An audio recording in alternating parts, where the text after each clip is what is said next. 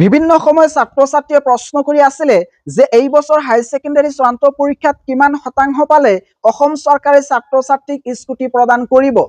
আগতে কিন্তু কেৱল মাত্ৰ 60% পোৱা ছাত্ৰীয়ে স্কুটি পাইছে।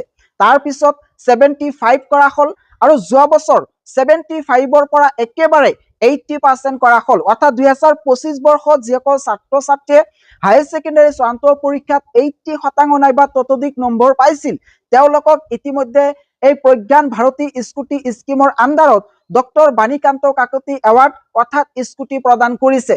যেহেতু যোৱা বছৰ এই নিয়মটো সলনি কৰিছে, এই বছৰ এই নিয়মটো সলনি নকৰে। অৰ্থাৎ এই বছৰ যিসকল ছাত্ৰ ছাত্ৰীয়ে হায়াৰ সেকেন্ডাৰী চূড়ান্ত পৰীক্ষাত 80% নাইবা ততোধিক নম্বৰলৈ উত্তীৰ্ণ হ'ব পাৰিব তেওঁলোকক অসম চৰকাৰে এই স্কুটি প্ৰদান কৰিব। এই স্কুটি কেতিয়া প্ৰদান কৰে, স্কুটিৰ কাৰণে কি কি ডকুমেন্টছৰ প্ৰয়োজন হয়, স্কুটিৰ মেৰিট লিষ্ট কেতিয়া প্ৰকাশ পায়, সবিশেষ তোমালোকে অইন বছৰৰ দৰে এই বছৰৰ একমাত্ৰ আসাম পিচ নিউজ 3 এইটো চেনেল জৰিয়তে জানিব পাৰিবা। গতিকে পলম কিয়, এতিয়াই এই চেনেলটো সাবস্ক্ৰাইব কৰি থৈ দিয়া।